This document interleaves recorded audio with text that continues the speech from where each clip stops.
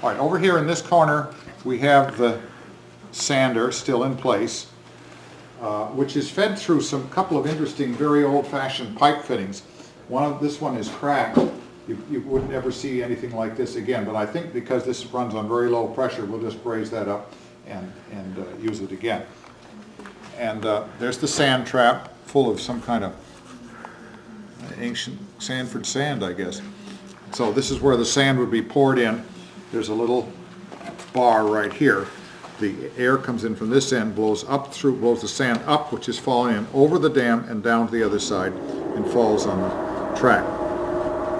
This very long pipe that you see, large pipe, starts here. This is where the air comes from the air compressor. Goes down through here and it cools off. And as it cools off, it gives off the moisture that it's picked up in the air. And then it goes way back under the car to the air reservoir, which one of the first air reservoir, which is what they call the wet reservoir, where the water collects and then you drain it out so it doesn't get into the brake system. Looking down between sills numbers 6 and 7, you can see the wiring that goes to the motors. There are connectors inside of the friction tape. Get your light over there, that's better. We will take those apart and they'll be illustrated much better later on. But you can see the wiring and the condition that it's in.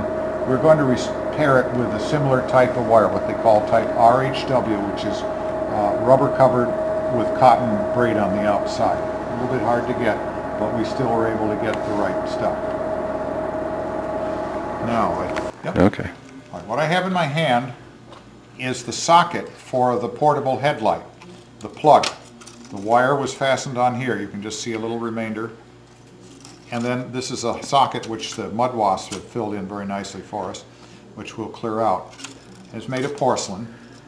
Then this block was a protection for that, was screwed about in this location to the deck, and there was the wire that we showed earlier was screwed to the back of that. And they had a nice cutout right here.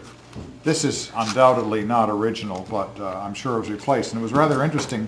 Rather than try to chop this whole thing out, what they did is they sawed it here, and then just knocked the whole block out and put back this little piece right here. So that's for the portable headlight.